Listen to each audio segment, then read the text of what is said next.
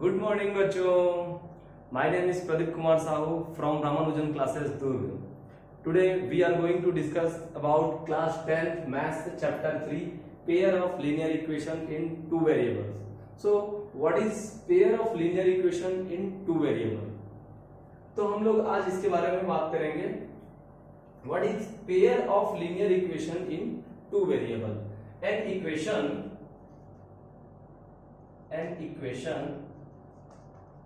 equation of the form ax plus by plus c equals to 0 where a, b and c are real numbers and a and b both are not equals to 0 is called linear equation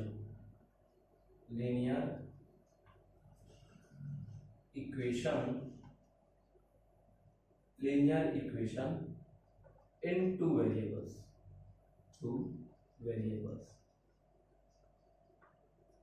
तो ये इसका definition है। An equation एक equation of the form ax plus by plus c equals to 0 where a b and c are real numbers। a b और c जो है वो कोई भी रियल नंबर्स हो सकता है and a and b both are not equals to 0। ये दोनों जो है वो इक्वल्स टू 0 नहीं होगा। Is called linear equation in two variable. दो वेरिएबल है x और y। तो हम इसके बारे में थोड़ा सा प्रीवियस नॉलेज को रिकॉल करते हैं। जैसे वेरिएबल्स के बारे में बात करता हूं। जैसे एक वैल्यू है 2। इस वैल्यू 2 जो है उसको मैं किसी से भी पूछूंगा ये कितना है करके तो वो भी 2 बोलेगा, वो भी 2 बोलेगा, वो भी 2 बोलेगा। इसका मतलब इसकी वैल्यू जो है वो फिक्स है। जैसे मैं 3 की बात करूं तो उनके हिसाब से भी वो 3 है, इनके हिसाब से भी 3 है, इनके हिसाब से भी 3 है। मतलब इसकी जो वैल्यू है फिक्स है। तो इन सबको बोला जाता है एक कांस्टेंट वैल्यू बोली जाती है जिसकी वैल्यू जो है वो चेंज नहीं होती है। अब मैं बात करता हूं, यदि मैं लिखूं x लिखूं तो x लिखूंगा तो x जो होता है उसकी वैल्यू, यदि मैं उनको बोलूं कि बेटा बताओ इस x की वैल्यू हम तुम्हारे हिसाब से क्या रखें, तो हो सकता है वो 2 बोले। यदि मैं इनको पूछता हूं तो हो सकता है वो 3 बोले, हो सकता है कोई और बंदा 1 बोले। इसका मतलब क्या है, x की डिफरेंट वैल्यू हम पुट अप कर पा रहे हैं। तो इसका मतलब इसकी वैल्यू जो है वो वेरी कर रही है। जिसकी वैल्यू वेरी करती है उसको बोला जाता है वेरिएबल्स बोला जाता है। तो x को हम बोलते हैं वेरिएबल। वैसे ही y रहेगा तो उसकी भी डिफरेंट वैल्यू पुट अप किया जा सकता है, तो इसको हम बोलते हैं वेरिएबल बोलते हैं। तो ये फर्स्ट वेरिएबल हो गया और ये सेकंड वेरिएबल हो गया। तो हमने इक्वेशन में x और y यूज किया है तो 2 वेरिएबल्स हो गए, है ना। तो हम बात कर चुके हैं इसके बारे में, 2 वेरिएबल्स के बारे में बात कर चुके हैं। अब उसके बाद में बात करते हैं लीनियर इक्वेशन के बारे में। तो सबसे पहली बात आता है कि एक पॉलिनोमियल के बारे में बात करते हैं ना। What is polynomial? An algebraic expression which is in the form of an xn plus an minus 1 xn minus 1 plus and so on plus a naught, where an minus 1 and so on a naught are real numbers p of x. That is called polynomial. इसको हम बोलते हैं एक polynomial बोलते हैं। वो इसका एक इन जनरल फॉर्म होता है ना। तो फॉर एग्जांपल ये ऐसा भी हो सकता है पॉलिनोमियल 2x plus 5 करके हो सकता है पॉलिनोमियल, या हो सकता है 3x square plus 2x plus 5 करके हो सकता है। तो इनको हम बोलते हैं पॉलिनोमियल बोलते हैं। अब यदि इस पॉलिनोमियल को हम equals to 2x plus 5 equals to 0 ऐसा लिख दें तो इक्वल्स लिखने से वो पॉलिनोमियल इक्वेशन बन जाता है। इक्वल लिखने से इक्वेशन बन जाता है, तो इसको बोलते हैं इक्वेशन बोलते हैं। यदि मैं इसी को लिख दूं 3x square 2x plus 5 equals to 0 करके लिख दूं, या equals to non zero element भी रखता हूं, यदि मैं 4 भी रख दूं, फिर भी से इसको क्या बोलेंगे, इक्वल है, तो इसको इक्वेशन बोलते हैं। अब ये जो इक्वेशन के जो टाइप्स हैं वो हम पॉलिनोमियल वाले चैप्टर में पढ़ चुके हैं, फिर भी से मैं यहाँ बताता हूँ कि ये जो पॉलिनोमियल है उसकी डिग्री यदि 1 है तो डिग्री यदि 1 है, डिग्री 1 का मतलब क्या है कि वेरिएबल की हाईएस्ट पावर को बोला जाता है डिग्री। तो डिग्री यदि 1 हो तो उसको बोला जाता है लीनियर इक्वेशन। इसको बोला जाता है लीनियर इक्वेशन। इस पॉलिनोमियल की डिग्री जो है वो 2 है, हाईएस्ट पावर 2 है, तो इसको बोला जाता है क्वाड्रेटिक इक्वेशन। क्वाड्रेटिक इक्वेशन बोला जाता है। तो हम यहाँ पे चैप्टर में पढ़ने वाले हैं 2 वेरिएबल तो समझ गए, 2 वेरिएबल यूज होगा, एक x होगा एक y होगा। लीनियर इक्वेशन का मतलब क्या है, जिसकी डिग्री जो है हाईएस्ट पावर जो होगा वो 1 यूज होगा। तो इस प्रकार के इक्वेशन के बारे में पढ़ेंगे, इसके बारे में हम नहीं पढ़ेंगे। तो इसको बोलते हैं क्या, लीनियर इक्वेशन। अब बात कर रहा है क्या, पेयर ऑफ करके बोलते हैं। पेयर का मतलब क्या होता है, 2 होते हैं, तो लीनियर इक्वेशन जो होंगे वो 2 होंगे। तो 2 होंगे तो लीनियर इक्वेशन का मैं इन जनरल फार्मूला कैसे बताऊं, ax + by + c = 0 बोला हूं। यदि इसी को मैं 2 बोलता हूं तो वो कैसे बन जाएगा, a1x + b1y + c1 = 0 हो जाएगा। और दूसरा a2x + b2y + c2 = 0 हो जाएगा। इसको बोलते हैं pair of linear equation in 2 variables करके बोलते हैं। तो यहाँ पे देखना 2 वेरिएबल है, इधर भी 2 वेरिएबल है, और ये पेयर है और ये एक लीनियर इक्वेशन है, क्योंकि इसके भी पावर 1 है, इनका भी पावर 1 है। तो इसको बोला जाता है पेयर ऑफ लीनियर इक्वेशन के बारे में।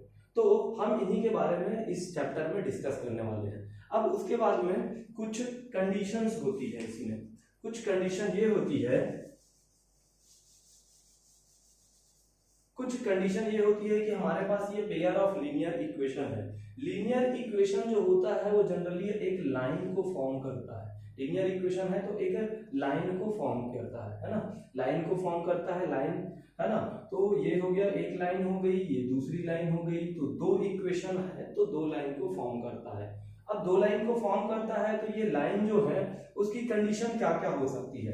तो लाइन जो है वो यदि इस प्रकार से ऐसे जाता है, ये वाली लाइन इधर की ओर, ये वाली लाइन इधर की ओर, तो ये जो है यहाँ पास इंटरसेक्ट करता है। तो लाइन जो है वो इंटरसेक्टिंग हो सकता है,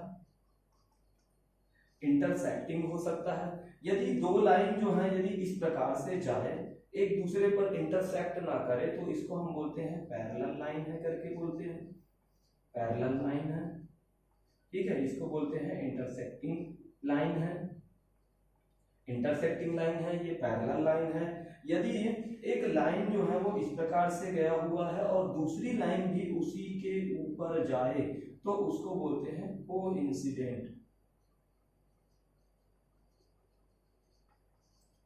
कोइंसिडेंट लाइन बोलते हैं, ठीक है। तो आया समझ में, यदि इंटरसेक्ट करता है तो उसको इंटरसेक्टिंग लाइन बोलते हैं, यदि वो इंटरसेक्ट नहीं करता है तो पैरेलल लाइन बोलते हैं। और ईच पॉइंट पर वो उसी के ऊपर जाता है, उसी से पूरे इंटरसेक्ट करते हुए जाता है पूरे पॉइंट पर, तो उसको बोलते हैं कोइंसिडेंट लाइन बोलते हैं। तो अब इसके लिए हम कंडीशन देखते हैं, इसके लिए क्या क्या कंडीशन होती है। तो कंडीशन ये होता है कि मैं अब ट्रिक टाइप का बता रहा हूं ना, ट्रिक टाइप का जानना कैसे है, इसको ट्रिक टाइप का जानना है।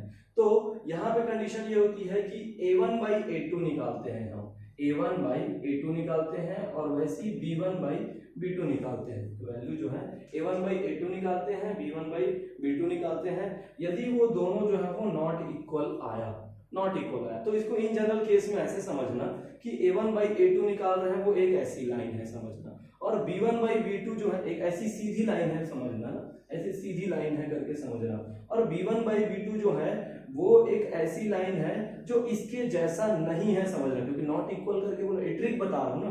हाँ, तो ये उनके जैसा नहीं है, तो उनका जैसा नहीं है मतलब वो ऐसा नहीं गया हुआ है, तो वो कैसे भी जा सकता है, मतलब इधर जा सकता है, या ये लाइन जो है वो ऐसे जा सकता है, जैसा भी जाए, पर वो एक पॉइंट पर इंटरसेक्ट करेगा, ठीक है। तो इसका मतलब क्या होगा, इसके लिए कंडीशन कि इंटरसेक्टिंग लाइन के लिए जो कंडीशन होगी वो a1/a2 not equal to b1/b2 होगी। तो इसको तुम ऐसी समझना ट्रिक से कि a1/a2 एक ऐसी सीधी लाइन है, और b1/b2 जो है वो उसके नॉट इक्वल है, मतलब उसी के जैसा नहीं गया हुआ है, वो ऐसे कहीं से क्रॉस होके गया हुआ है, तो वो एक पॉइंट पर इंटरसेक्ट कर रहा है, तो इसको हम बोलते हैं इंटरसेक्टिंग लाइन। अब इंटरसेक्टिंग लाइन जो है वो कुछ इस प्रकार से रहता है, तो एक पॉइंट पर इंटरसेक्ट कर रहा है, तो उसको हम बोलते हैं वो कितने सॉल्यूशन देगा, तो उसको बोलते हैं यूनिक सॉल्यूशन देता है। तो इंटरसेक्टिंग लाइन जो रहती है वो यूनिक सॉल्यूशन देता है, यूनिक सॉल्यूशन देता है, मतलब इसके पास में सॉल्यूशन होते हैं, तो इसको क्या बोलते हैं, इंटरसेक्टिंग लाइन जो है वो यूनिक सॉल्यूशन देता है। अब जिनके पास सॉल्यूशन होते हैं उसको बोलते हैं कंसिस्टेंट बोलते हैं, कंसिस्टेंट बोलते हैं। तो इसका मतलब क्या हो गया कि इंटरसेक्टिंग लाइन जो होगी उसके लिए condition a1/a2 not equal to b1/b2 होगा और वो यूनिक सॉल्यूशन रखेगा और कंसिस्टेंट होंगे। ठीक है, अब बात करते हैं पैरेलल लाइन की, बात करते हैं। तो पैरेलल लाइन में क्या है, देखो इसको ऐसे समझना, एक लाइन ऐसे गया हुआ है और एक लाइन जो है वो वैसी ही गया है सेम, मतलब एक लाइन ऐसे गया है, दूसरी लाइन फिर वैसी गया है, सेम गया है। इसका मतलब ट्रिक क्या समझना, दो सेम है तो दोनों इक्वल होगा, a1/a2 इक्वल टू b1/b2 होगा। अब तीसरा जो है वो डिसाइडिंग फैक्टर होंगे, c1/c2 की बात करेंगे, ये डिसाइडिंग फैक्टर होगा। यदि c1/c2 जो है, c1/c2 जो है वो भी यदि इक्वल रहे तब क्या बोलेंगे, एक लाइन ऐसे गया है, एक लाइन ऐसे गया है और c1/c2 भी इक्वल है, मतलब उसी के ऊपर होके गया है, तो वो कंडीशन कौन सी हो जाएगी, कोइंसिडेंट की कंडीशन हो जाएगी। तो और यदि बोलते हैं कि एक लाइन यदि ऐसे गया है, एक लाइन भी वैसी सीधा गया है, लेकिन c1/c2 नॉट इक्वल है, तो वो उसके ऊपर नहीं गया है, वो थोड़े दूर से ऐसे पास हुआ है ना। तो ऐसा ट्रिक समझना, तो ये हो जाएगा पैरेलल लाइन के लिए कंडीशन हो जाएगी a1/a2 equal to b1/b2 not equal to c1/c2। तो जो लाइन पैरेलल होती है वो कहीं पे भी इंटरसेक्ट नहीं करता है, इंटरसेक्ट नहीं करता है इसका मतलब इसके पास कोई भी सॉल्यूशन नहीं होता है, तो हैव नो सॉल्यूशन बोल सकते हैं इसको, नो सॉल्यूशन करके बोलेंगे। अब जिनके पास सॉल्यूशन नहीं है तो उसको बोलते हैं इनकंसिस्टेंट बोलते हैं,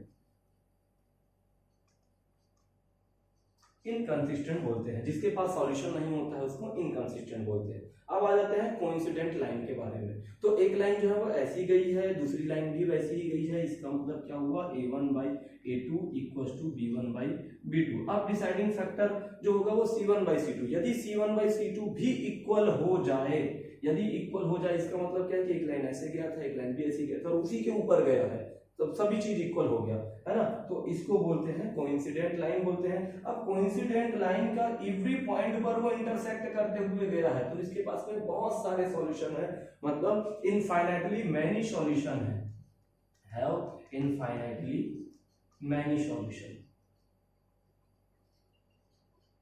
इनफाइनाइटली मैनी सॉल्यूशन है। और जिनके पास में सॉल्यूशन है, इनके पास बहुत सारे सॉल्यूशन है, इनके पास यूनिक सॉल्यूशन था, तो जिनके पास सॉल्यूशन रहता है उसको बोला जाता है कंसिस्टेंट, बोला जाता है consistent.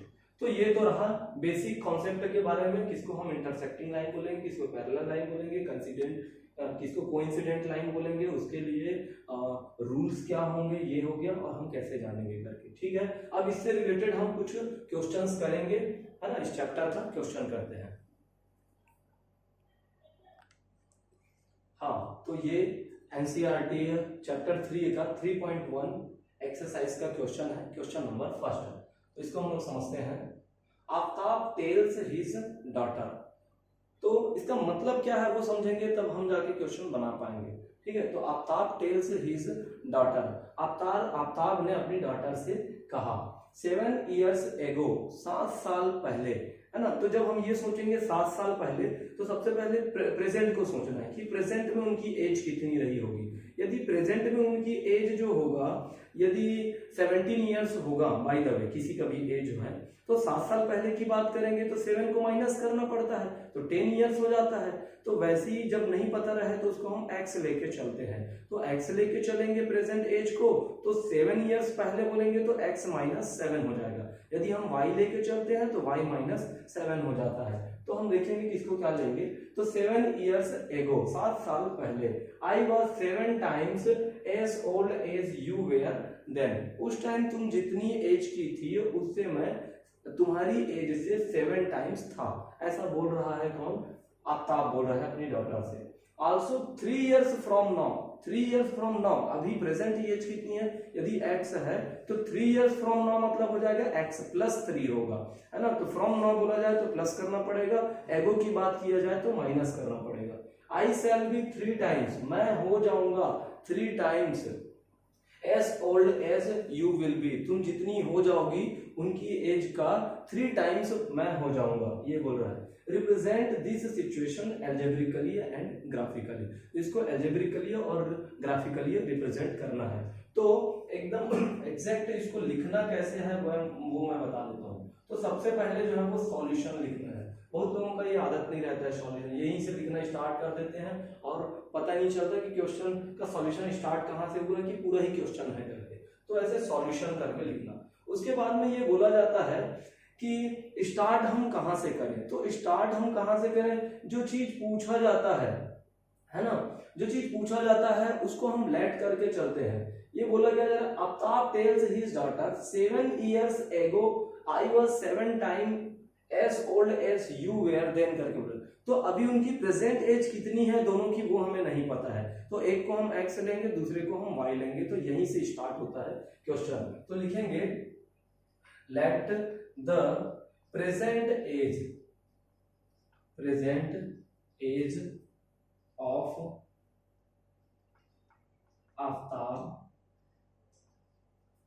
let the present age of Aftab be x year and the present age of his daughter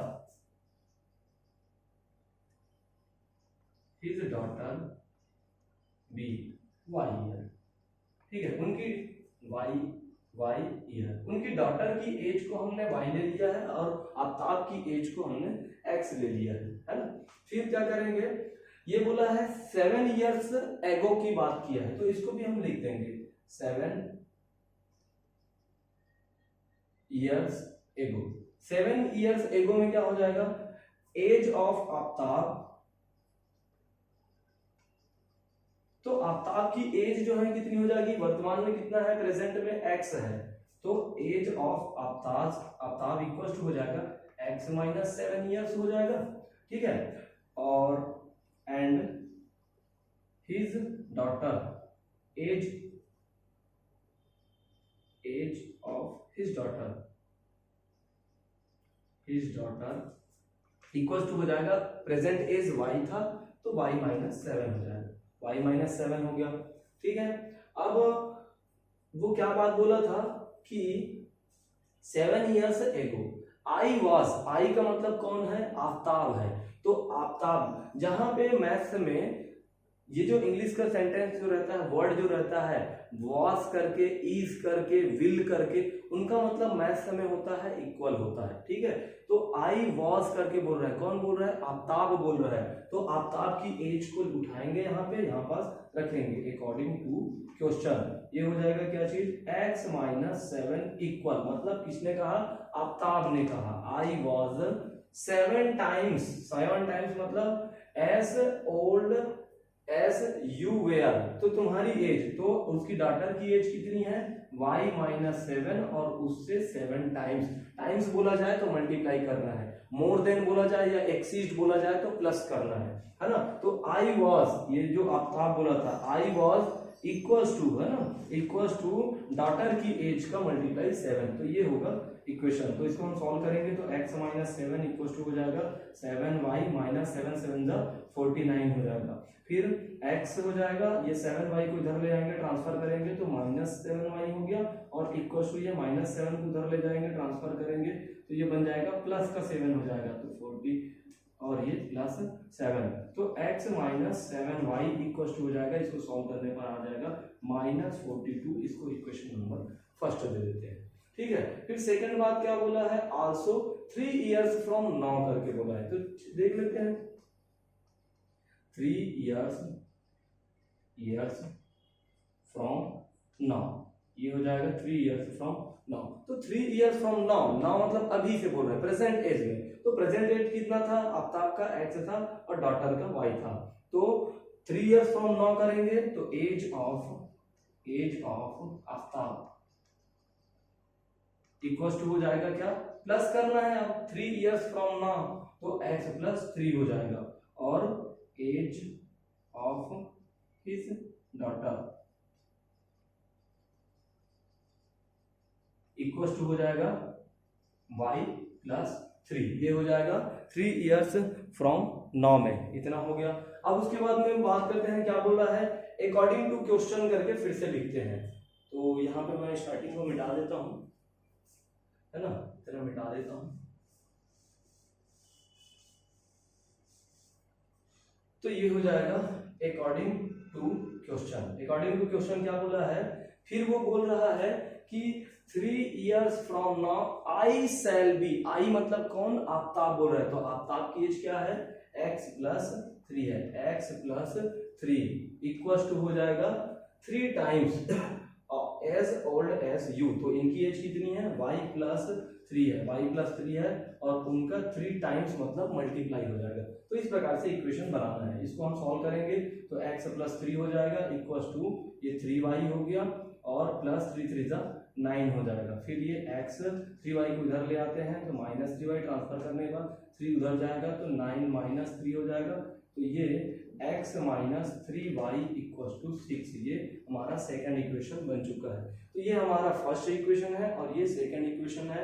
ये एल्जेब्राइक फॉर्म में है तो इसको बोला जाता है एल्जेब्राइक, हाँ एल्जेब्राइक इक्वेशन बोलते हैं इसको, ये और ये एल्जेब्राइक इक्वेशन है। अब यदि हम इसको ग्राफिकली सॉल्व करना चाहेंगे तो उसके लिए दूसरा तरीका होता है। तो ये है हमारा एल्जेब्रिकली रिप्रेजेंटेशन, ये दोनों जो है वो एल्जेब्रिकली रिप्रेजेंटेशन है। अब हमें ग्राफिकली रिप्रेजेंट करना होगा तो फिर मैं बताता हूं, ये हो जाएगा अपना ग्राफिकली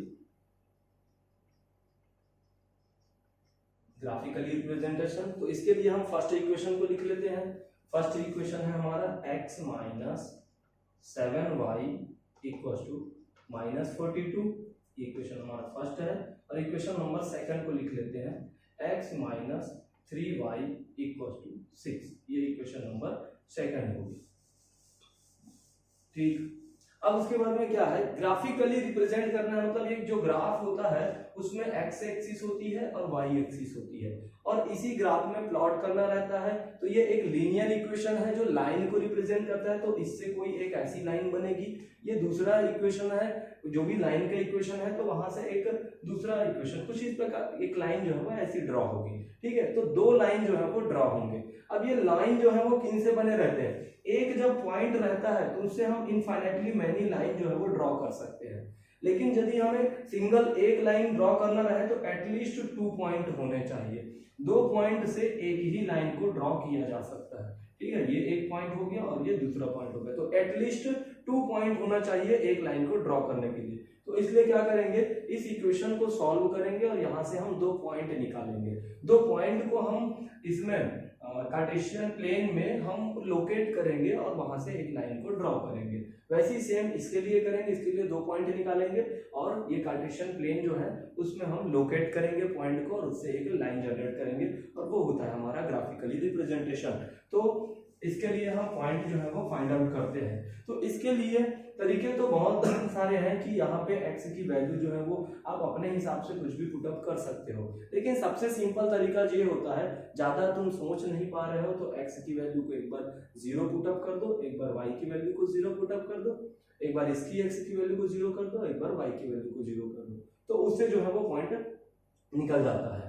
चलो तो हम बात करते हैं, चलो हमें ज्यादा कुछ सोचना नहीं है, तो हम क्या करेंगे, फ्रॉम इक्वेशन करके लिखेंगे, from equation first if x equals to 0, x के जगह में 0 मैंने पुट अप कर दिया, देन क्या होगा, x के जगह में तो मैंने 0 पुट अप किया था, और ये है माइनस, और ये है 7y, ये है इक्वल, ये है माइनस 42, ऐसे लिखते जाना है, ठीक है। इसको हम सॉल्व करेंगे तो ये तो 0 हो गया है, तो माइनस 7y आया है, तो y इक्वल्स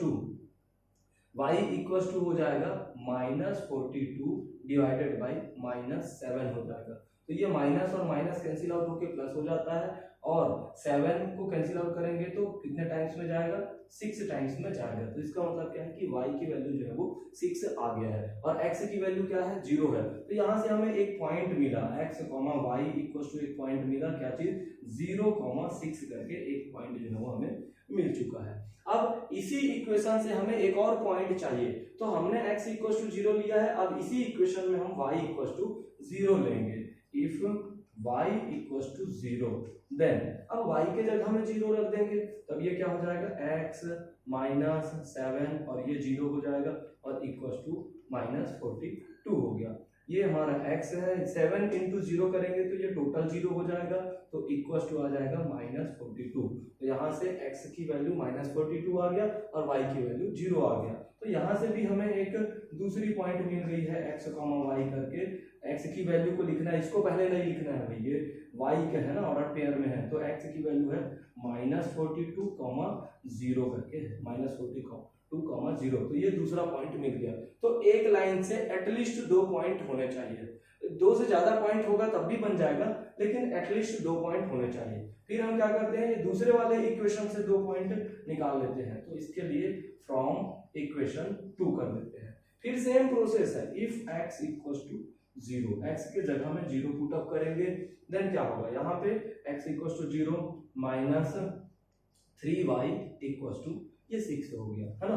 अब ये तो 0 हो गया है और ये इनटू में है, जो इनटू में रहता है वो डिवाइड में चला जाता है, तो y इक्वल्स टू हो जाएगा -6/3। ये माइनस जो है वो नीचे लिखो या ऊपर लिखो, उसका मतलब सेम होता है। तो 3 1 जा और 3 2 जा 6 हो गया। तो फाइनली y की वैल्यू क्या आया, -2 आया है। तो x की वैल्यू क्या दिख रहा है यहाँ पे, पॉइंट x, 0, y की बात करेंगे तो 0, -2 एक हमें एक पॉइंट मिल चुका है, ठीक है। उसके बाद में बात करते हैं, इफ y इक्वल्स टू 0 करके एक बार 0 पुट अप करते हैं, देन क्या हो जाएगा, तो y equals to 0 put up करना है तो ये x हो जाएगा, -3 हो जाएगा, और y के जगह में 0 पुट अप करेंगे और ये 6 हो गया।